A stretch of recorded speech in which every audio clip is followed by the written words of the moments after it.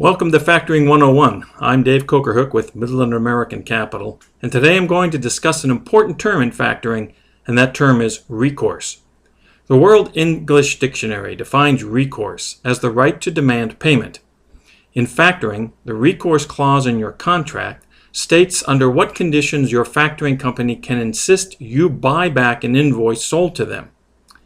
Factoring companies purchase invoices with the expectation that the company obligated to honor that invoice, your customers, will do so within the time period identified on the invoice, for example, net 30 days. Now, your factoring company is a service provider. The service offered is rapid access to cash in exchange for timely payment of invoices by your customers. If that timely payment does not occur, the factoring company has, quote, recourse, unquote, to you. That is, they have the right to come to you and demand their money back. Now, typically, recourse occurs 90 days after the invoice has been purchased.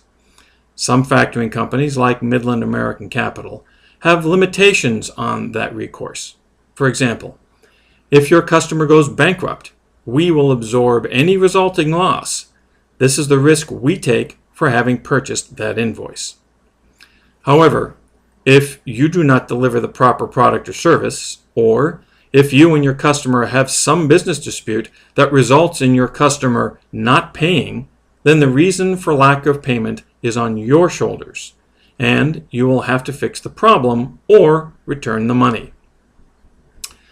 Now, there is, however, a bit of a gray area. What if your customer just doesn't want to pay and there's no problem or dispute? Well, in that case, you'll still need to repay the factoring company. Remember, we are buying an asset based on your representation, that the asset has the value on its face. If that turns out not to be the case, that is, your customer doesn't pay, it's as if the value of the asset was misrepresented. Hence, the recourse. But let's be realistic. Companies that deliberately string you out on payments are not being ethical, and you wouldn't be doing business with them. So the probability of this occurrence is quite low. Nevertheless, it is a possibility, and you need to understand the impact.